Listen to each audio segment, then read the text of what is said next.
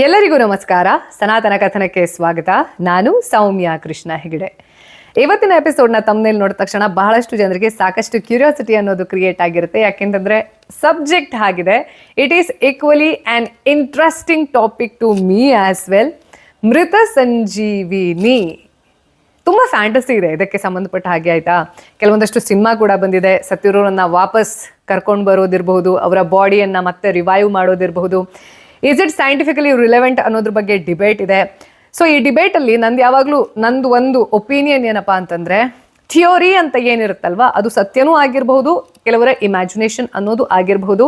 ಆದರೆ ಹಿಂಗೆ ಇಲ್ಲ ಅಂತ ಡಿಸಿಷನ್ ಕೊಡುವಂತಹ ರೈಟ್ಸ್ ಯಾರಿಗೂ ಇಲ್ಲ. ಯಾಕೆಂತಂದರೆ you never know what is the science behind this. ಹಾಗಾಗಿ ಈ ಮೃತ ಸಂಜೀವಿನಿ ಅನ್ನುವಂಥದ್ದು ಏನಿದೆ, ಇದರ ಹಿಂದಿರುವಂತಹ ಕೆಲವೊಂದಷ್ಟು ಬ್ಯೂಟಿಫುಲ್ ಆ್ಯಂಡ್ ಇಂಟ್ರೆಸ್ಟಿಂಗ್ ಪುರಾಣದ ಉಲ್ಲೇಖವನ್ನು ನೋಡ್ತಾ ಯಾರಿಗೆ ಈ ಒಂದು ಸಿದ್ಧಿ ಅನ್ನೋದು ಸಿದ್ಧಿಸಿತ್ತು, ಜೊತೆಗೆ ನಮ್ಮ ಲಾ ಆಫ್ ನೇಚರ್ ಅನ್ನುವಂಥದ್ದು ಏನಿರುತ್ತಲ್ವಾ, ಹುಟ್ಟಿರುವಂತಹ ಪ್ರತಿಯೊಂದು ಜೀವಿ ಸಾಯಲೇಬೇಕು ಅಂದಮೇಲೆ ಮೃತ ಸಂಜೀವಿನಿ ವಿದ್ಯೆ ಇದರ ಅಗೇನಿಸ್ಟ್ ಅಲ್ವಾ.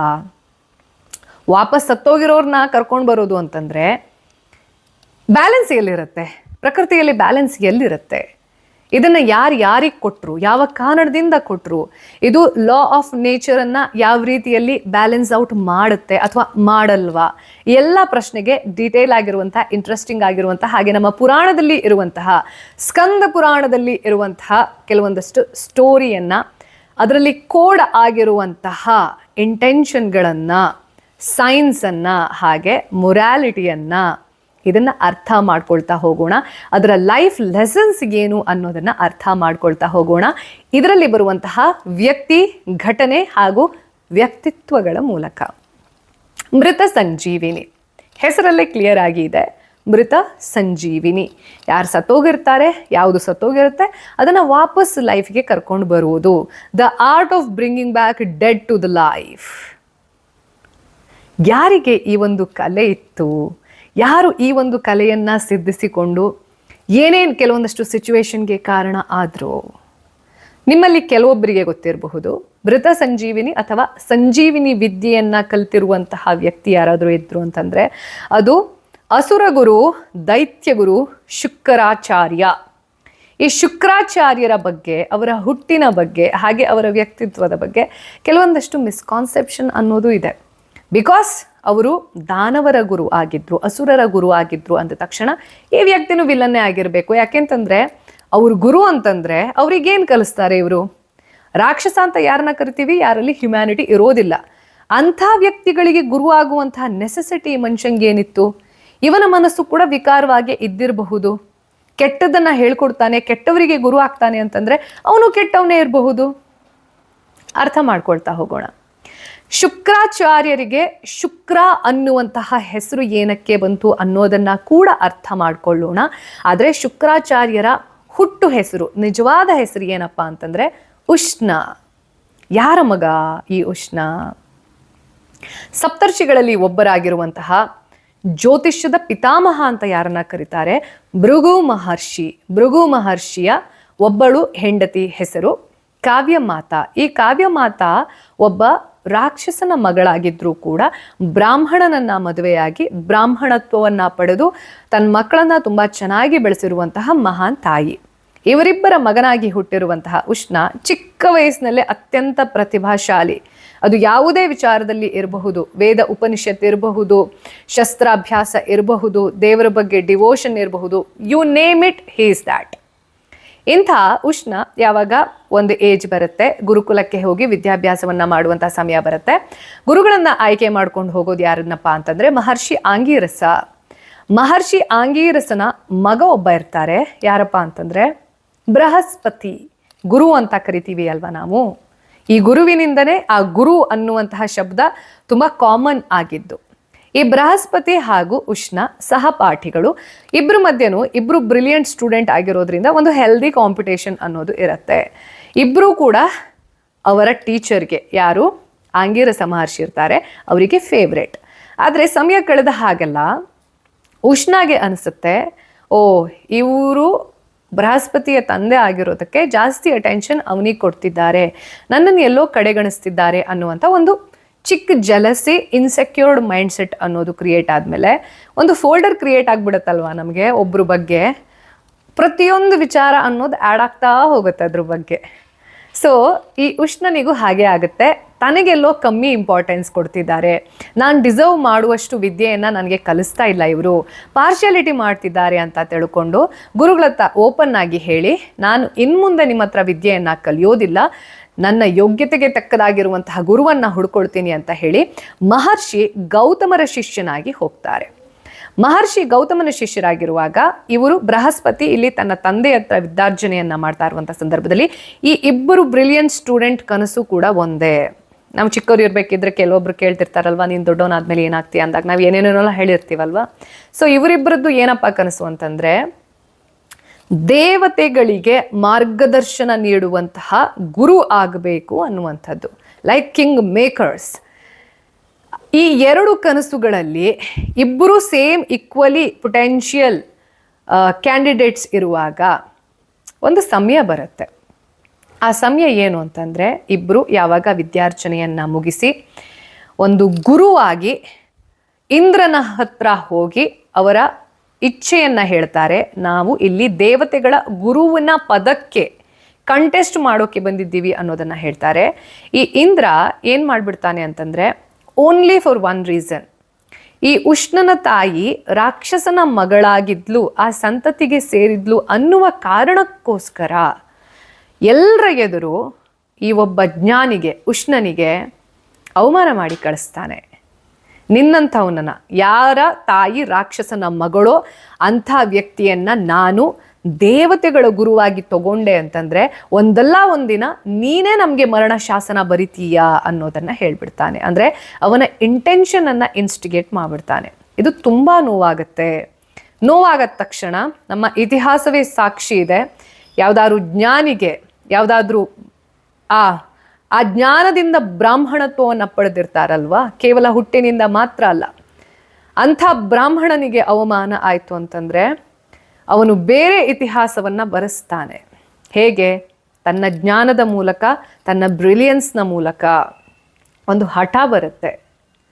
ಯಾರಿಗೋಸ್ಕರ ನಾನು ಗುರು ಆಗಬೇಕು ಅಂತ ಅಂದ್ಕೊಂಡು ಒಳ್ಳೆ ಉದ್ದೇಶವನ್ನು ಇಟ್ಕೊಂಡು ಹೋಗಿ ಹೇಳಿದ್ನೋ ಅದನ್ನು ಶ್ಲಾಘನೆ ಮಾಡದ್ದೆ ನೀನು ನನಗೆ ಅವಮಾನ ಮಾಡಿ ಕಳಿಸ್ತೀಯಾ, ನಿನ್ನ ವಿರುದ್ಧ ಪಾರ್ಟಿಯನ್ನು ಸೇರ್ತೀನಿ, ನಾನು ನಿನಗೆ ಕಾಂಪಿಟೇಟರ್ ಆಗ್ತೀನಿ, ನೀನು ನಿನ್ನ ಗುರು ಆಗಿ ನನ್ನನ್ನು ಸ್ವೀಕರಿಸಲಿಲ್ಲ ಅಲ್ವಾ, ನಿನ್ನ ಅಪೋಸಿಟ್ ಇರುವವರಿಗೆ ನಾನು ಮಾರ್ಗದರ್ಶನವನ್ನು ಕೊಡ್ತೀನಿ. ಸೊ ಇದು ಆಗಬೇಕು ಅಂತಂದರೆ ದೇವತೆಗಳ ಗುರುವಿನ ಹತ್ರ ಇರದ್ದೇ ಇರುವಂತಹ ಯಾವುದಾದ್ರು ಒಂದು ಸ್ಪೆಷಲ್ ಶಕ್ತಿಯನ್ನು ಗಳಿಸ್ಕೊಳ್ಬೇಕಲ್ವಾ. ಯಾಕೆಂತಂದರೆ ಇಬ್ಬರು ಈಕ್ವಲಿ ಪೊಟೆನ್ಷಿಯಲ್. ಈ ಹಠ ಅನ್ನುವಂಥದ್ದು ಉಷ್ಣ ಗೌತಮ ಮಹರ್ಷಿಗಳ ಹತ್ರ ವಾಪಸ್ ಹೋಗಿ ನನಗೆ ಮೃತ ಸಂಜೀವಿನಿ ವಿದ್ಯೆಯನ್ನು ಹೇಳ್ಕೊಡಿ ಅಂತ ಕೂತ್ಕೊಳ್ತಾನೆ. ಆಗ ಮಹರ್ಷಿ ಗೌತಮರು ಹೇಳೋದು ಏನಪ್ಪ ಅಂತಂದರೆ, ಇದು ಯಾರ ಹತ್ರನೂ ಸಾಧ್ಯ ಇಲ್ಲ, ಈ ಜ್ಞಾನ ಯಾರ ಹತ್ರನೂ ಇಲ್ಲ, ಇದನ್ನು ಯಾರಾದರೂ ನಿನಗೆ ಕಲಿಸ್ಬೇಕು, ಬೋಧನೆ ಮಾಡಬೇಕು ಅಂತಂದರೆ ಅದು ಸ್ವಯಂ ಪರಶಿವ. ಯಾಕೆ ಅಂತಂದರೆ ಅವನನ್ನ ದ ಗಾಡ್ ಆಫ್ ಡಿಸ್ಟ್ರಕ್ಷನ್ ಅಂತ ಕರಿತೀವಿ. ಆ ಲಾ ಅದನ್ನು ಯಾರಾದರೂ ಬ್ರೇಕ್ ಮಾಡಿ ಆ ಕೆಲಸಕ್ಕೆ ಅಡ್ಡಿ ಬರುವಂಥದ್ದನ್ನು ಮಾಡುವಂಥದ್ದು ಯಾರ ಕೈಯಲ್ಲೂ ಇಲ್ಲ. ಲಯಕರ್ತ ಅಂತ ಶಿವನನ್ನು ಕರಿತೀವಿ ಅಲ್ವಾ ನಾವು. ಅಂಥವನ ಹತ್ರ ಹೋಗಿ ನೀನು ಇದನ್ನು ಸಾಕಾರಗೊಳಿಸ್ಕೊ, ನನ್ನ ಕೈಯಲ್ಲಿ ಸಾಧ್ಯ ಇಲ್ಲ ಶಿಷ್ಯ ಅಂತ ಹೇಳ್ತಾರೆ. ಈ ಉಷ್ಣ ಮುಂದಿಟ್ಟಿರುವಂತಹ ಹೆಜ್ಜೆಯನ್ನು ಹಿಂದಿಡುವಂತಹ ಸಾಧ್ಯನೇ ಇಲ್ಲ. ಎಸ್ಪೆಷಲಿ ಈ ಹಠ ಅನ್ನುವಂಥ ಒಂದು ಇಮೋಷನ್ ಇದೆ ಅಲ್ವಾ, ಅದನ್ನು ಕೂಡ ನೀವು ಕರೆಕ್ಟಾಗಿ ಚಾನಲೈಸ್ ಮಾಡಿದ್ರಿ ಅಂತಂದರೆ ಅದು ನಿಮ್ಮನ್ನು ಬೇರೆ ಲೆವೆಲ್ಗೆ ಕರ್ಕೊಂಡು ಹೋಗುತ್ತೆ ಅನ್ನೋದು ಬಹಳಷ್ಟು ಸಂದರ್ಭದಲ್ಲಿ ಪ್ರೂವ್ ಆಗುತ್ತೆ. ಎಕ್ಸಾಂಪಲ್ ಚಾಣಕ್ಯ, ಕೇವಲ ಒಂದೇ ಒಂದು ಕಾರಣಕ್ಕೆ ಅವಮಾನ ಮಾಡಿದ್ರು ಅನ್ನುವ ಕಾರಣಕ್ಕೋಸ್ಕರ, ತನ್ನ ಉದ್ದೇಶವನ್ನು ಅವಮಾನ ಮಾಡಿದ್ರು ಅನ್ನುವ ಕಾರಣಕ್ಕೋಸ್ಕರ ಚಾಣಕ್ಯ ಮಾಡಿದ್ದೇನು, ದ್ರೋಣಾಚಾರ್ಯರು ಮಾಡಿದ್ದೇನು. ಅದಕ್ಕೆ ಹೇಳೋದು, ಜ್ಞಾನಿಗಳನ್ನು ಯಾವತ್ತೂ ಕೂಡ ಕೆಣಕಬಾರ್ದು. ಅವರು ಇತಿಹಾಸವನ್ನು ಮಗಚಿ ಬಿಡ್ತಾರೆ. ಅದನ್ನು ಮಾಡೋಕ್ಕೆ ಉಷ್ಣ ಕೂಡ ಉಗ್ರ ತಪಸ್ಸಿಗೆ ಕೂತ್ಕೊಳ್ತಾರೆ. ತಲೆ ಕೆಳಗಾಗಿ ಸಾವಿರಾರು ವರ್ಷಗಳ ಕಾಲ ತಪಸ್ಸನ್ನು ಮಾಡ್ತಾರೆ. ಆ ತಪಸ್ಸು ಮಾಡುವಂತಹ ಉದ್ದೇಶ ಕೂಡ ಶಿವನಿಗೆ ಗೊತ್ತಿತ್ತು. ಅಂದರೆ ತನ್ನ ಕೆಲಸ ಅನ್ನುವಂಥದ್ದು ಏನಿದೆ, ಜವಾಬ್ದಾರಿ ಅನ್ನೋದೇನಿದೆ, ಅದನ್ನು ಚಾಲೆಂಜ್ ಮಾಡೋಕ್ಕೆ ಈ ವ್ಯಕ್ತಿ ವರ ಕೇಳ್ತಿದ್ದಾನೆ. ಈ ನಡುವೆ ಈ ವಿಚಾರ ಅನ್ನುವಂಥದ್ದು ಇಂದ್ರನಿಗೆ ಗೊತ್ತಾಗುತ್ತೆ. ತನ್ನಿಂದ ಇವರು ದಾನವರ ಗುರುವಾಗಿ ಹೋಗಿದ್ದಾರೆ, ಆ ದಾನವರ ಸಲುವಾಗಿ ಮೃತ ಸಂಜೀವಿನಿಯನ್ನ ಕೇಳ್ತಾ ಇದ್ದಾರೆ ಅಂತಂದ್ರೆ ಇವನು ಬುಡಕ್ ಬೆಂಕಿ ಬಿತ್ತಲ್ವಾ. ಅಪ್ಸರೆಯರನ್ನ ಕಳಿಸ್ತಾನೆ, ಪ್ರಕೃತಿಯಲ್ಲಿ ವಿಕೋಪವನ್ನ ಕ್ರಿಯೇಟ್ ಮಾಡಿ ಆ ತಪಸ್ಸನ್ನ ಭಂಗ ಮಾಡುವಂತಹ ಎಲ್ಲಾ ಪ್ರಯತ್ನ ಮಾಡಿದ್ರು ಕೂಡ ಉಷ್ಣ ತನ್ನ ತಪಸ್ಸನ್ನ ಮುಂದುವರಿಸ್ತಾನೆ ಇರ್ತಾರೆ. ಶಿವ ಪ್ರತ್ಯಕ್ಷ ಆಗಿ ವರ ಏನ್ ಬೇಕು ಅಂತ ಕೇಳ್ತಾನೆ. ಬಹಳಷ್ಟು ಜನರಿಗೆ ಒಂದು ಮಿಸ್ಕಾನ್ಸೆಪ್ಷನ್ ಇದೆ ಆಯ್ತಾ, ಯಾಕೆ ಶಿವ ಸುಮ್ನೆ ಯಾರ್ಯಾರಿಗೂ ಏನು ಉದ್ದೇಶ ಇದ್ರು ಕೂಡ ಕೊಟ್ಬಿಡೋದು ವರನ. ವಿಷ್ಣು ಹಾಗೆ ಮಾಡೋದಿಲ್ಲ. ಉದ್ದೇಶವನ್ನ ಆಧಾರವಾಗಿ ಇಟ್ಟುಕೊಂಡು ಆ ವ್ಯಕ್ತಿಗೆ ವರ ಕೊಡಬೇಕೋ ಬೇಡವೋ ಅನ್ನೋದು ವಿಷ್ಣುವಿನಿಗೆ ಗೊತ್ತು. ಶಿವನನ್ನು ಅದಕ್ಕೆ ಬೋಲೆಶಂಕರ ಅಂತ ಕರೀತಾರೆ. ಶಿವ ಎಂಥ ವ್ಯಕ್ತಿ ಅಂತಂದ್ರೆ ಅವನಿಗೆ ನಿಮ್ಮ ಭಕ್ತಿಯಲ್ಲಿ ಯಾವುದೇ ಕಲ್ಮಶ ಇಲ್ಲ, ಶ್ರದ್ಧೆಯಲ್ಲಿ ಯಾವುದೇ ಕಲ್ಮಶ ಇಲ್ಲ ಅಂತಂದ್ರೆ ನಿಮ್ಮ ಇಂಟೆನ್ಷನ್ಗೂ ಮೀರಿರುವಂತಹ ವರವನ್ನ ಕೊಡ್ತಾನೆ. ಆದರೆ ಅವನಿಗೆ ಗೊತ್ತಿರುತ್ತೆ ಆ ಇಂಟೆನ್ಷನ್ ಸರಿಯಾಗಿತ್ತು ಅಂತಂದ್ರೆ ಮಾತ್ರ ಅದು ವರ, ಇಲ್ಲ ಅಂತಂದ್ರೆ ಶಾಪ ಅನ್ನುವಂಥದ್ದು. ಶಿವ ಕೊಟ್ಟಿರುವಂತಹ ಯಾವೆಲ್ಲ ರಾಕ್ಷಸರಿಗೆ ಅವನು ವರ ಕೊಟ್ಟಿರ್ತಾನಲ್ವಾ, ಏನೇನು ಅವರು ಲೋಕ ಕಲ್ಯಾಣದ ವಿರುದ್ಧವಾಗಿ ಕೆಲಸ ಮಾಡೋಕೆ ನಿಂತರು ಅದೆಲ್ಲವೂ ಕೂಡ ಅವರ ಸೆಲ್ಫ್ ಡಿಸ್ಟ್ರಕ್ಷನ್ಗೆ ಕಾರಣ ಆಗಿದೆ. ಹಾಗಾಗಿ ಶಿವ ಅಂಥ ಬೋಲ ಅಲ್ಲ, ಅವನಿಗೆ ದೂರದೃಷ್ಟಿ ಇದೆ. ಶಿವನನ್ನ ಮಂಗ ಮಾಡೋಕ್ಕಾಗಲ್ಲ. ನೀವು ಅನ್ಕೊಂಡಿರ್ತೀರಾ ಅವನನ್ನ ಮಂಗ ಮಾಡಿ ವರ ಪಡೆದೆ, ನಿಮಗೆ ಮೀರಿರುವಂತಹ ಕಾಲದ ಪರಿಜ್ಞಾನ ಅನ್ನೋದು ಶಿವನಿಗಿದೆ. ಶಿವನಿಗೆ ಆವಾಗ ಇವನು ಕೇಳಿದ ತಕ್ಷಣ ಮೃತ ಸಂಜೀವಿನಿ ವಿದ್ಯೆಯನ್ನ ಕಲಿಸು ಅಂತ ಹೇಳಿದಾಗ ಗಾಡ್ ಆಫ್ ಡಿಸ್ಟ್ರಕ್ಷನ್, ಅವನ ಲಯ ಅನ್ನುವಂತಹ ಜವಾಬ್ದಾರಿಗೆ ಒಬ್ಬ ವ್ಯಕ್ತಿ ಅಪೋಸಿಟ್ ಆಗಿರುವಂತಹ ವರವನ್ನ ಕೇಳ್ತಿದ್ದಾನೆ. Does it even make sense? ನೀವು ಶಿವ ಆಗಿದ್ರಿ ಏನು ಮಾಡ್ತಿದ್ರಿ ಅನ್ನೋದನ್ನ ಆಲೋಚನೆ ಮಾಡಬೇಕು. ದೇವತೆಗಳ ಹತ್ರ ಒಂದು ವರ ಇದೆ, ಅವ್ರ ಹತ್ರ ಒಂದು ಅಪಾರ್ಚುನಿಟಿ ಆಲ್ರೆಡಿ ಇದೆ. ಯಾವುದು? ಅಮೃತ. ಅಮರತ್ವಕ್ಕೆ ಕಾರಣ ಅಮೃತ. ಯಾವಾಗಲೂ ಫೈಟಿಂಗ್ ನಡೆಯೋದು ಯಾರಿಬ್ಬರ ಮಧ್ಯ? ದೇವತೆ ಹಾಗೂ ಅಸುರರ ನಡುವೆ, ರಾಕ್ಷಸರ ನಡುವೆ. ರಾಕ್ಷಸರ ಹತ್ರ ಅಂತ ಅಪಾರ್ಚುನಿಟಿನೇ ಇಲ್ಲ. ಯಾವಾಗಲೂ ಯುದ್ಧ, ಹೊಡೆದಾಟ ಏನೇ ಇರಲಿ, ಕಾಂಪಿಟೇಷನ್ ಅನ್ನೋದು ಸಮಾನರ ನಡುವೆ ನಡಿಬೇಕು ಅಂತಂದಮೇಲೆ ಇವ್ರ ಹತ್ರ ಎಕ್ಸ್ಟ್ರಾ ಪವರ್ ಇದೆ. ಈ ಎಕ್ಸ್ಟ್ರಾ ಪವರ್ಗೆ ಮೃತ ಸಂಜೀವಿನಿ ಅನ್ನುವಂಥದ್ದು ದಾನವರಿಗೆ ಸಿಕ್ತು, ಅವರ ಗುರುವಿಗೆ ಸಿಕ್ತು ಅಂತಂದ್ರೆ ದಟ್ ಈಸ್ ಬ್ಯಾಲೆನ್ಸಿಂಗ್ ಔಟ್. ಇದು ಡಿಸ್ಟರ್ಬೆನ್ಸ್ ಅಲ್ಲ. ಆ ಕಾರಣದಿಂದ ಜೊತೆಗೆ ಎಲ್ಲ ದಾನವರಿಗೆ ಕೊಡ್ತಾ ಇರುವಂಥದ್ದಲ್ಲ, ಯಾವ ವ್ಯಕ್ತಿಯ ಹತ್ರ ಅದನ್ನು ಹೇಗೆ ಬಳಸಬೇಕು ಅನ್ನುವಂತಹ ವಿವೇಕ ಇದೆ ಅಂಥ ಗುರುವಿಗೆ ಕೊಡ್ತಾ ಇರುವಂಥದ್ದು, ಜ್ಞಾನಿ ಬ್ರಾಹ್ಮಣ ಗುರುವಿಗೆ ಕೊಡ್ತಾ ಇರುವಂಥದ್ದು ಶಿವ. ಹಾಗೆ ಒಂದು ವಾರ್ನಿಂಗನ್ನು ಕೂಡ ಕೊಟ್ಟಿರ್ತಾನೆ, ನಾನು ಕೊಡ್ತಾ ಇರುವಂತಹ ವರ ಯಾವುದೇ ಕಾರಣಕ್ಕೂ ಲೋಕ ಕಲ್ಯಾಣದ ವಿರುದ್ಧವಾಗಿ ಉಪಯೋಗ ಆಗದ್ದೇ ಇರೋ ರೀತಿಯಲ್ಲಿ ನೋಡಿಕೊಳ್ಳುವಂತಹ ಜವಾಬ್ದಾರಿ ಒಬ್ಬ ಗುರುವಿಂದಾಗಿರುತ್ತೆ, ಅದನ್ನು ಮಾಡು ಅಂತ ಹೇಳಿರ್ತಾರೆ. ಹಾಗೆ ಉಷ್ಣ ಯಾವ ಶಿವನ ಭಕ್ತನಾಗಿ ಅವನು ಹೇಳಿರುವಂತಹ ಮಾತನ್ನು ಪರಿಪಾಲನೆ ಮಾಡ್ತಿರ್ತಾರೆ. ಅಲ್ಲಿವರೆಗೂ ಎಲ್ಲ ಚೆನ್ನಾಗೇ ಇರುತ್ತೆ. ದಾನವರ ಗುರುವಾಗಿ ಅವರಿಗೆ ಮಾರ್ಗದರ್ಶನ ಮಾಡ್ತಿರ್ತಾರೆ. ಕೆಲವೊಂದಷ್ಟು ಕೆಟ್ಟ ಕೆಲಸ ಮಾಡುವಂತಹ ಸಂದರ್ಭದಲ್ಲಿ ಅದನ್ನು ಮಾಡಬೇಡ ಅಂತ ತಡೆಯುವಂತಹ ಪ್ರಯತ್ನವನ್ನು ಕೂಡ ಈ ಗುರು ಮಾಡಿರ್ತಾರೆ. ಆದರೆ ಒಂದು ಸಮಯ ಬರುತ್ತೆ, ಅಂಧಕಾಸುರ ಅನ್ನುವಂತಹ ವ್ಯಕ್ತಿ ಇಡೀ ಪ್ರಪಂಚದ ವಿರುದ್ಧವಾಗಿ ನಿಂತಿರುವಂತಹ ಸಂದರ್ಭದಲ್ಲಿ ದೇವತೆಗಳ ಸೇನೆ ಇನ್ಕ್ಲೂಡಿಂಗ್ ಸ್ಕಂದ, ಕಾರ್ತಿಕೇಯ ಇವರೆಲ್ಲರೂ ಹೋಗಿ ಹೊಡೆದಾಡ್ತಾ ಇರುವಂತಹ ಸಂದರ್ಭದಲ್ಲಿ ದೇವತೆಗಳಿಗೆ ಬಗೆಹರಿಯೋದಿಲ್ಲ. ಇಷ್ಟು ದಿನದಿಂದ ಯುದ್ಧ ಮಾಡ್ತಾ ಇದ್ದೀವಿ, ನಮ್ಮ ಹತ್ರ ಇಷ್ಟು ಶಕ್ತಿ ಇದೆ, ಎಲ್ಲರನ್ನ ಸಂಹಾರ ಮಾಡ್ತಾ ಇದ್ರು ಕೂಡ ನೆಕ್ಸ್ಟ್ ಡೇ ಇವ್ರು ಹೆಂಗಪ್ಪ ಬರ್ತಿದ್ದಾರೆ ವಾಪಸ್? ಅವರ ಸಂಖ್ಯೆ ಅನ್ನೋದು ಕಡಿಮೆ ಆಗ್ತಾನೆ ಇಲ್ಲ ರಾಕ್ಷಸರದ್ದು. ಹೆಂಗೆ ಈ ಮಿರಾಕಲ್ ನಡೀತಾ ಇದೆ ಅನ್ನೋದು ಬಗೆಹರಿಯೋದಿಲ್ಲ. ಆವಾಗ ನಮ್ಮ ನಂದಿ ಇದನ್ನ ಏನು, ಈ ರಹಸ್ಯ ಏನು ಅಂತ ಬಗೆಹರಿಸ್ಕೊಂಡು ಬರಬೇಕು ಅಂತ ಈ ರಾಕ್ಷಸರ ಶಿಬಿರಕ್ಕೆ ಹೋಗಿ ನೋಡಿದಾಗ ಗೊತ್ತಾಗತ್ತೆ, ಸತ್ತಿರೋ ಎಲ್ಲ ರಾಕ್ಷಸರನ್ನ ನಮ್ಮ ಉಷ್ಣ ಅಂದರೆ ಶುಕ್ರಾಚಾರ್ಯರು ವಾಪಸ್ ಬದುಕಿಸ್ತಾ ಇದ್ದಾರೆ ಮಂತ್ರ ಹೇಳಿ. ಇದು ನೋಡಿ ನಂದಿ ಟೆನ್ಷನ್ ಆಗುತ್ತೆ. ಇದು ಮುಗಿಯೋದೇ ಇಲ್ಲ ಯುದ್ಧ, ನಾವು ಸಾಯಿಸ್ತಾ ಇರ್ತೀವಿ, ಅವ್ರು ವಾಪಸ್ ಬರ್ತಿರ್ತಾರೆ. ಯಾಕೆಂತಂದ್ರೆ ಶುಕ್ರಾಚಾರ್ಯರು ಅವನನ್ನು ಬದುಕಿಸ್ತಿದ್ದಾರೆ. ಶಿವನ ಹತ್ರ ಹೋಗಿ ಹೀಗೀಗಿದೆ, ಏನು ಮಾಡ್ಬೇಕು ಇವಾಗ, ನಮಗೆ ಪರಿಹಾರ ಏನಾದರೂ ಕೊಡು ಅಂತ ಕೇಳಿದಾಗ ಶಿವನಿಗೆ ಓಹೋ, ನನ್ನ ವರ ಕೊಟ್ಟಿರೋದನ್ನ ಈ ಅಂಧಕಾಸುರ ಅನ್ನುವಂತಹ ರಾಕ್ಷಸನ ಸಂಹಾರ ಆಗದ್ದೇ ಇರೋ ರೀತಿಯಲ್ಲಿ ಈ ವ್ಯಕ್ತಿ ತಡಿತಾ ಇದ್ದಾನೆ ಅಂತಂದ್ರೆ ಆ ವ್ಯಕ್ತಿಯನ್ನ ನಾನು ಮಟ್ಟ ಹಾಕ್ತೀನಿ. ಅವನು ಗುರು ಆಗಿರಲಿ, ನನ್ನ ಭಕ್ತ ಆಗಿರಲಿ, ಯಾರೇ ಆಗಿರಲಿ. Shiva is no nonsense person. ಎಷ್ಟು ಕರುಣೆ ಇದೆಯೋ ಹಾಗೆ ಸಮಯ ಬಂದಾಗ ಮರ್ಸಿಲೆಸ್ ಆಗೋದು ಕೂಡ ಗೊತ್ತು ಶಿವನಿಗೆ. ಈ ಶುಕ್ರಾಚಾರ್ಯರು ಮಂತ್ರ ಉಚ್ಚಾರಣೆ ಮಾಡ್ತಾ ಇದ್ರೆ ತಾನೇ ಬದುಕಿ ಬರೋದು. ಅವರ ಸ್ವರ ಹೊರಗಡೆ ಬರಲೇಬಾರದು. ಅವ್ರನ್ನ ಕೊಲ್ಲೋಕೆ ಸಾಧ್ಯ ಇಲ್ಲ, ಯಾಕೆಂತಂದ್ರೆ ಅದು ಬ್ರಹ್ಮ ಹತ್ಯಾ ದೋಷ ಆಗತ್ತೆ. ಬ್ರಾಹ್ಮಣ ಅದು ಕೂಡ ಪರಮಜ್ಞಾನಿ. ಅಂಥ ವ್ಯಕ್ತಿಯನ್ನು ಹತ್ಯೆ ಮಾಡೋದು ಯಾರಿಂದಲೂ ಸಾಧ್ಯ ಇಲ್ಲ. ಅದನ್ನ ಬ್ರಹ್ಮ ಹತ್ಯಾ ದೋಷ ಅಂತ ಕರೀತಾರೆ. ಅದರ ನಿವಾರಣೆ ಅನ್ನೋದು ಕೂಡ ಈಸಿ ಅಲ್ಲ. ಆ ಕಾರಣದಿಂದ ಶುಕ್ರಾಚಾರ್ಯರನ್ನ ಅಂದರೆ ಉಷ್ಣನನ್ನ ತೆಗೆದು ತನ್ನ ಬಾಯಿಯಲ್ಲಿ ಬಂಧಿಸಿಡ್ತಾನೆ ಶಿವ. ಬಹಳಷ್ಟು ವರ್ಷಗಳ ಕಾಲ ಯುದ್ಧ ನಡೆದು ಕೊನೆಗೆ ಈ ಅಂಧಕಾಸುರನ ಸಂಹಾರ ಅನ್ನೋದು ಆದ್ಮೇಲೆ, ಅವರು ರಾಜನೇ ಸತ್ತೋದಾದ್ಮೇಲೆ ಇವರೆಲ್ಲ ಚದುರು ಹೋಗ್ತಾರೆ. ಅವನ ಸೇನೆ, ರಾಕ್ಷಸ ಸೇನೆ ಚದುರು ಹೋಗುತ್ತೆ. ದೇವತೆಗಳು ವಾಪಸ್ ಹೋಗಿ ಪ್ರಪಂಚದಲ್ಲಿ ಶಾಂತಿ ಅನ್ನೋದು ನೆಲೆಸುತ್ತೆ ವಾಪಸ್. ಆ ಸಂದರ್ಭದಲ್ಲಿ ಶಿವನಿಗೆ ಇಷ್ಟು ದಿನ ಈ ವ್ಯಕ್ತಿಯನ್ನ ತನ್ನ ದೇಹದೊಳಗಡೆ ಬಂಧಿಸಿಟ್ಟಿದ್ದು ಸಾಕು, ಇವಾಗ ವಾಪಸ್ ಇವನನ್ನ ಹೊರಗಡೆ ಬಿಡೋಣ ಅನ್ನುವಂಥ ಸಂದರ್ಭದಲ್ಲಿ, ಅದೇ ಸಂದರ್ಭದಲ್ಲಿ ಈ ಒಳಗಡೆ ಇರುವಂತಹ ಉಷ್ಣ ಯಾರಿರ್ತಾರೆ, ದಾನವ ಗುರು ಅನ್ನುವಂಥವ್ರು ಯಾರಿರ್ತಾರೆ, ಅವರಿಗೂ ಹೊರಗಡೆ ಬರಬೇಕು ಅಂತಿರ್ಬೇಕಿದ್ರೆ ಶಿವನ ಬಾಡಿ ಫ್ಲೂಯಿಡ್, ನಾನು ಇವತ್ತಿನ ಕಾಲಘಟ್ಟಕ್ಕೆ ರಿಲೆವೆಂಟ್ ಆಗಿರುವಂತಹ ವರ್ಡನ್ನು ಹೇಳ್ತೀನಿ, ಸಿಮೆನ್ ಮೂಲಕ, ಸ್ಪರ್ಮ್ನ ಮೂಲಕ ಹೊರಗಡೆ ಬರ್ತಾರೆ. ಸಂಸ್ಕೃತದಲ್ಲಿ ಇವತ್ತಿಗೂ ಕೂಡ, ಇವನ್ ಕನ್ನಡದಲ್ಲಿ ಸ್ಪರ್ಮ್ಗೆ ಇಕ್ವಿವೆಲೆಂಟ್ ವರ್ಡ್ ಯಾವುದಪ್ಪ ಅಂತಂದರೆ ಶುಕ್ರಾಣು. ಆ ಕಾರಣದಿಂದ ಉಷ್ಣ ಅನ್ನುವಂಥ ವ್ಯಕ್ತಿಯನ್ನ ನಮ್ಮ ಇತಿಹಾಸದ ಪೂರ್ತಿ ಎಲ್ಲ ಉಲ್ಲೇಖದಲ್ಲಿ ಮುಂದೆ ನಾವು ಕರೆಯುವಂಥದ್ದು ಇವತ್ತಿಗೂ ಕೂಡ ಶುಕ್ರಾಚಾರ್ಯ. ಆಚಾರ್ಯ ಅಂತಂದರೆ ಗುರು, ಮಹಾನ್ ಗುರು. ಹಾಗಾಗಿಯೇ ಉಷ್ಣ ಶುಕ್ರಾಚಾರ್ಯನಾಗಿ ಪ್ರಸಿದ್ಧಿಯನ್ನು ಪಡೆದಿದ್ದು. ಜೊತೆಗೆ ಯಾರು ಭೃಗು ಮಹರ್ಷಿಯ ಮಗ ಆಗಿ ಹುಟ್ಟಿದ್ರು ಅಂಥವರಿಗೆ ಪುನರ್ಜನ್ಮ ಸಿಕ್ಕಿದ್ದು ಹೇಗೆ, ಶಿವನ ದೇಹದ ಮೂಲಕ ಹೊರಗಡೆ ಬಂದಿದ್ದಕ್ಕೆ ಶಿವನ ಮಗ ಅಂತ ಇಡೀ ಪ್ರಪಂಚ ಅವರನ್ನು ಕೊಂಡಾಡೋಕೆ ಶುರು ಮಾಡುತ್ತೆ. ಇದು ಶುಕ್ರಾಚಾರ್ಯ ಹಾಗೂ ಶುಕ್ರಾಚಾರ್ಯರಿಂದ ಏನು ಮೃತ ಸಂಜೀವಿನಿ ಅನ್ನುವಂತಹ ಒಂದು ವಿದ್ಯೆ ಅನ್ನೋದು ಇರುತ್ತೆ, ಅದಕ್ಕೆ ಸಂಬಂಧಪಟ್ಟಿರುವಂತಹ ಪುರಾಣದ ಉಲ್ಲೇಖ. ಇದು ಆದಮೇಲೆ ಇನ್ನೊಂದು ಕಥೆ ಬರುತ್ತೆ, ಕಚದೇವಯಾನಿ ಅನ್ನುವಂಥದ್ದು.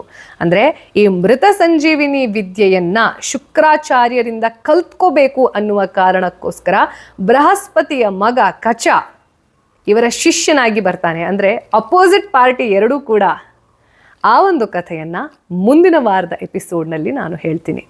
ಇನ್ಫ್ಯಾಕ್ಟ್ ಶುಕ್ರಾಚಾರ್ಯ ಅನ್ನುವಂಥದ್ದನ್ನು ನಾವು ಇವತ್ತಿಗೂ ನಮ್ಮ ನವಗ್ರಹಗಳನ್ನು ಏನು ಪೂಜೆ ಮಾಡ್ತೀವಲ್ವಾ, ನಮ್ಮ ಜ್ಯೋತಿಷ್ಯ ಶಾಸ್ತ್ರದಲ್ಲಿ ನವಗ್ರಹಗಳ ಉಲ್ಲೇಖ ಅನ್ನುವಂಥದ್ದು ಏನು ಬರುತ್ತೆ, ಅದರಲ್ಲಿ ಶುಕ್ರ ಒಂದು ಇಂಪಾರ್ಟೆಂಟ್ ಗ್ರಹ.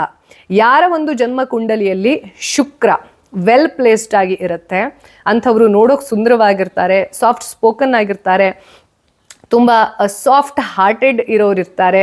ಜೊತೆಗೆ ಅವರು ಒಂದು ರೀತಿಯಲ್ಲಿ ಈ ಪ್ರಪಂಚದಲ್ಲಿ ಏನೆಲ್ಲ ಮಟೀರಿಯಲ್ ಲೈಫ್ ಇರುತ್ತೆ, ಲಕ್ಸುರಿ ಇರುತ್ತೆ, ಇದೆಲ್ಲವನ್ನು ಅನುಭವಿಸಿ ಹೋಗುವಂಥ ಅಪಾರ್ಚುನಿಟಿ ಜೊತೆಗೆ ಬಂದಿರ್ತಾರೆ ಅನ್ನುವಂಥದ್ದನ್ನು ಹೇಳ್ತಾರೆ. ಸೊ ಶುಕ್ರ ಅನ್ನುವಂಥದ್ದು ಏನಿದೆ ಅಲ್ಲ, ಒಂದು ಫೆಮಿನಿನ್ ಎನರ್ಜಿಯ ಜೊತೆ ಹ್ಯುಮ್ಯಾನಿಟೇರಿಯನ್ ಅನ್ನು ಪ್ರೀಚ್ ಮಾಡುವಂಥ ಒಂದು ಶುಭ ಗ್ರಹ. ಸೊ ನಮ್ಮ ಪ್ರತಿಯೊಂದು ಪುರಾಣದಲ್ಲಿ ಇರುವಂತಹ ಉಲ್ಲೇಖ ಅನ್ನುವಂಥದ್ದು ಏನಿದೆ ಅಲ್ವಾ, ದಿಸ್ ಹ್ಯಾಸ್ ಸಿಗ್ನಿಫಿಕೆನ್ಸ್. ನಾನಾಗಲೇ ಹೇಳಿದೆ, ಕೋಡ್ ಆಗಿರುವಂತಹ ಕೆಲವೊಂದಷ್ಟು ಸೈನ್ಸ್ ಇರಬಹುದು, ಕೆಲವೊಂದಷ್ಟು ಲೈಫ್ ಲೆಸನ್ಸ್ ಇರಬಹುದು, ಅದನ್ನು ಅರ್ಥ ಮಾಡ್ಕೊಳ್ಬೇಕು. ಈ ಶುಕ್ರ ಅನ್ನುವಂಥದ್ದು ಏನಿದೆ ಅಲ್ವಾ, ಒಬ್ಬ ವ್ಯಕ್ತಿ ಮನಸ್ಸು ಮಾಡ್ದ ಅಂತಂದರೆ ಏನೇನನ್ನು ಸಾಧನೆ ಮಾಡಬಹುದು ಅನ್ನೋದಕ್ಕೆ ಸಾಕ್ಷಿ. ಹಾಗೆ ಅಂಥ ವ್ಯಕ್ತಿಗೆ ನೀವು ಅವಮಾನ ಮಾಡಿದ್ರಿ ಅಂತಂದರೆ ಆ ವ್ಯಕ್ತಿಯ ಕೋಪ ನಿಮ್ಮನ್ನು ಹೇಗೆ ಡೆಸ್ಟ್ರಾಯ್ ಮಾಡೋಕ್ಕೆ, ನಿಮಗೆ ಒಂದು ಸ್ಟ್ರಾಂಗ್ ಕಾಂಪಿಟೇಟರ್ ಆಗಿ ಕ್ರಿಯೇಟ್ ಮಾಡೋಕ್ಕೆ ಸಾಧ್ಯ ಅನ್ನೋದಕ್ಕೂ ಕೂಡ ಈ ಶುಕ್ರಾಚಾರ್ಯರು ಸಾಕ್ಷಿ. ಇದೆಲ್ಲವನ್ನ ಮೀರಿ ರಾಕ್ಷಸರ ಗುರುವಾಗಿದ್ರೂ ಕೂಡ ಆ ವ್ಯಕ್ತಿ ಧರ್ಮದ ದಾರಿಯಲ್ಲಿ ಅವರನ್ನ ಹೇಗೆ ಇಡೋಕೆ ಕಷ್ಟಪಡ್ತಾ ಇದ್ರು, ಇದು ಕೂಡ ಒಬ್ಬ ಗುರುವಿನ ಬಿಗ್ಗೆಸ್ಟ್ ಚಾಲೆಂಜ್. ನಿಮಗೆ ಒಂದು ಗುರುವಾಗಿ ಒಳ್ಳೊಳ್ಳೆ ಸ್ಟೂಡೆಂಟ್ಸನ್ನು ಕ್ರಿಯೇಟ್ ಮಾಡೋದಕ್ಕಿಂತ ಒಬ್ಬ ಬದಮಾಶ್ ಸ್ಟೂಡೆಂಟನ್ನು ಒಳ್ಳೆಯ ರೀತಿಯಲ್ಲಿ ಪರಿವರ್ತನೆ ಮಾಡೋದಿದೆ ಅಲ್ವಾ, ಇದು ದೊಡ್ಡ ಕೆಲಸ. ಶುಕ್ರಾಚಾರ್ಯರು ಅದು ಎಲ್ಲದಕ್ಕೂ ಒಂದು ರೀತಿಯಲ್ಲಿ ಒಂದು ನಮಗೆ ಇನ್ಸ್ಪಿರೇಷನ್ ಆಗಬೇಕು. ಹಾಗೆ ನಾನಾಗಲೇ ಹೇಳಿದೆ, ಶುಕ್ರ ಅನ್ನುವಂತಹ ಗ್ರಹವನ್ನು ನಾವು ಪ್ಲೀಸ್ ಮಾಡಬೇಕು, ಅದನ್ನು ನಮ್ಮ ಫೇವರಲ್ಲಿ ಇಟ್ಕೋಬೇಕು ಅಂತಂದರೆ ಯಾವತ್ತೂ ಕೂಡ ಇದು ಉಲ್ಲೇಖ ಇರುವಂಥದ್ದನ್ನು ನಾನು ಹೇಳ್ತೀನಿ. ಯಾವತ್ತೂ ಕೂಡ ನಮಗಿಂತ ಯಾರು ಕಿರಿಯರಿರ್ತಾರೆ, ಹಿರಿಯರಿರ್ತಾರೆ, ಅಂಥವ್ರೆಲ್ಲರ ಜೊತೆನೂ ಕೂಡ ಕೈಂಡ್ ಹಾರ್ಟೆಡ್ ಆಗಿ, ವೆಲ್ ಸ್ಪೋಕನ್ ಆಗಿ ನಾವು ಅವ್ರ ಜೊತೆ ಹ್ಯುಮ್ಯಾನಿಟೇರಿಯನ್ ರಿಲೇಷನ್ಶಿಪ್ಪಲ್ಲಿ ಮಾತಾಡ್ತಾ ಇರೋದು, ಹೆಂಗಸರ ಪರವಾಗಿ ರೆಸ್ಪೆಕ್ಟ್ಫುಲಿ ಬಿಹೇವಿಯರ್. ಅಂದರೆ ಬನ್ನಿ ಅಮ್ಮ ಹೇಳೋದೊಂದೇ ಅಲ್ಲ, ಹಾರ್ಟಲ್ಲೂ ನೀವು ನೋಡುವ ದೃಷ್ಟಿಕೋನವೂ ಸಹ, ನೀವು ಬಾಯಲ್ಲಿ ಏನು ಮಾತಾಡ್ತಿರೋ ಅದು ಸೆಕೆಂಡ್ರಿ, ನಿಮ್ಮ ಹಾರ್ಟಲ್ಲಿ ಏನು ಫೀಲಿಂಗ್ ಇರುತ್ತಲ್ವಾ, that is very true feeling. ಹಂಗಿದ್ದೆಲ್ಲ ನೀಟಾಗಿತ್ತು ಅಂತಂದರೆ, ಹಾಗೆ ಈ ಶುಚಿತ್ವ ಅನ್ನುವಂಥದ್ದು ಕೂಡ ಶುಕ್ರ ಗ್ರಹ ರೂಲ್ ಮಾಡೋದು. ನೀವು ಮನೆ ಗಲೀಜಾಗಿಟ್ಕೊಂಡು ನನಗೆ ಶ್ರೀಮಂತಿಕೆ ಬರಲಿ ಅಂತಂದರೆ no, that is not going to happen, because you are not attracting that energy. So Shukra ಅನ್ನುವಂತಹ ಗ್ರಹದ ಇನ್ಫ್ಲೂಯೆನ್ಸ್ ಅನ್ನೋದು ಒಬ್ಬ ವ್ಯಕ್ತಿಯ ಜೀವನದಲ್ಲಿ ಯಾವ ರೀತಿ ಅವನಿಗೆ ಮಟೀರಿಯಲ್ ಲಕ್ಸುರಿಯಸ್ ಲೈಫನ್ನು ಕೊಡುತ್ತೆ. ಎಟ್ ದ ಸೇಮ್ ಟೈಮ್ ನೀನೆಷ್ಟೇ ಶ್ರೀಮಂತ ಆಗಿರು, ಏನೇ ಆಗಿರು, ಡೌನ್ ಟು ಅರ್ತ್ ಪರ್ಸನ್ ಆಗಿರು. This is what Shukra has to preach for us. So ಮುಂದಿನ ವಾರದ ಸನಾತನ ಕಥನದ ಎಪಿಸೋಡ್ನಲ್ಲಿ ಕಚ, ದೇವಯಾನಿ ಹಾಗೆ ಶುಕ್ರಾಚಾರ್ಯರಿಗೆ ಸಂಬಂಧಪಟ್ಟಿರುವಂಥ, ಜೊತೆಗೆ ಈ ಕಥೆ ಮಹಾಭಾರತಕ್ಕೆ ಡೈರೆಕ್ಟ್ ಕನೆಕ್ಷನ್ ಅನ್ನು ಹೊಂದಿದೆ. ಇದೆಲ್ಲವನ್ನ ಡೀಟೇಲ್ ಆಗಿ ಹೇಳ್ತೀನಿ. ಇದು ಈ ವಾರದ ಸನಾತನ ಕಥನ. ಮತ್ತೆ ನಿಮ್ಮ ಭೇಟಿ ಬರುವ ಭಾನುವಾರ 9 o'clock ಶಾರ್ಪ್. ಲೋಕ ಸಮಸ್ತ ಸುಖಿನೋ ಭವಂತು.